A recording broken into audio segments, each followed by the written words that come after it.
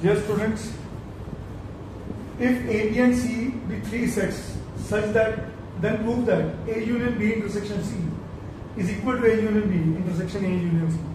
Notice करो क्या ये डिस्ट्रीब्यूटिव लॉ नहीं है? तो टेक्निकली वो आपको डायरेक्टली क्वेश्चन बना के भी पूछ सकते हैं और ये भी कह सकते हैं प्रूफ डिस्ट्रीब्यूटिव। Got it? तो ये हमारा कौन सी प्रॉपर्टी है? Distributive property. ठीक है बेटा, अब कैसे करना है समझिए इसको। मैं कहता हूं कोई एलिमेंट है x belongs to A union B intersection से। LHS को एक में कोई x एलिमेंट बिलोंग करती है। इसका मतलब क्या है? x बिलोंग्स टू A और x belongs to B intersection से। यस, इसका मतलब समझ आया? या तो x A में है, यूनियन का मतलब और होता है, या x इस पूरे सेट में। This implies x belongs to A और x belongs to B and x belongs to C। Intersection का मतलब है ना? सही है? यस और नो? ठीक है, तो ये पूरी एक टर्म है और इस डिस्ट्रीब्यूटिव ओवर एंड, तो मैं ये लिख सकता हूं this implies x belongs to A और x belongs to B and x belongs to A और x बिलोंग्स टू C। हाँ तो वही क्लियर यार, मैंने क्या बोल रहा था ये शुरुआत में, बेवकूफ बनाने के तरीके हैं। आपको वे मेथड समझना, मैं कुछ नहीं कर रहा हूं, ये इधर और ये इधर, समझ गए क्या नहीं? अब this implies x belongs to A और B का मतलब x belongs to A union B, x belongs to और का मतलब यूनियन, एंड का मतलब इंटरसेक्शन। ठीक है, and x belongs to A union C। क्या ये बात समझ आई?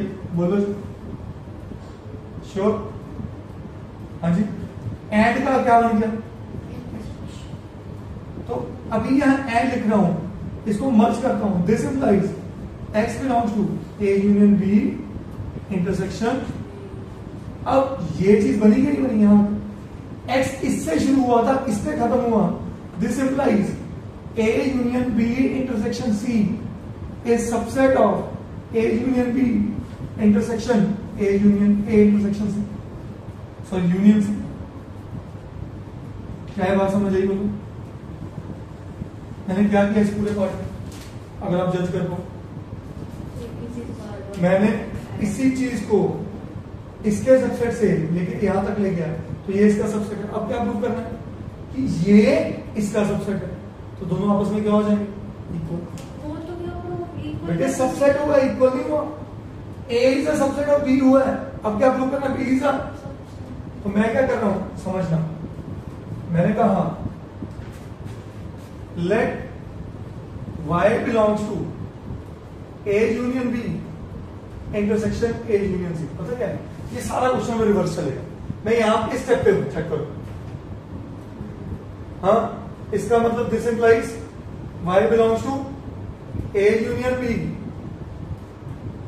y belongs to A union B intersection का क्या लग गया? And y belongs to A union C। क्या ये स्टेप बन गया कि नहीं बन गया? बोलो यस और नो? Is that clear?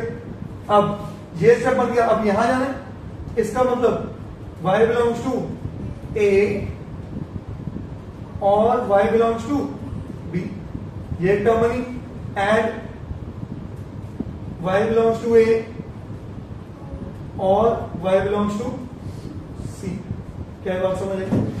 तो टेक्निकली मेरा ये स्टेप बन गया। इसका मतलब y बिलोंग्स टू A और y belongs to B and y belongs to C, ये स्टेप बन गया। बिल्कुल उल्टा चलता है, ये इसकी खासियत है। ये कर लिया तो ये उसका रिवर्स कर दो, आंसर आ जाएगा, बट x नहीं y लेके। तो इसका मतलब y बिलोंग्स टू A और y belongs to B intersection C। सही है, इसको लिखने की जरूरत सही है। Is that clear? y इसको या इसको, इसका मतलब y belongs to A union B intersection C। y यहां से शुरू हुआ था, यहां पे खत्म हुआ, this implies A union B intersection A union C is subset of A union, बोलो जी। तो फ्रॉम इक्वेशन नंबर 1 and 2 क्या कह दूं? From 1 and 2, what shall I say?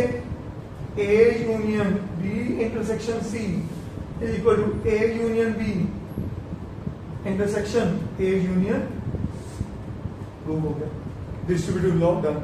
ये ऐसा भी पूछा जा सकता है, A intersection B union C is equal to A intersection B union A intersection C, वो आप सिमिलरली कर लो। Is that clear? करिए ना।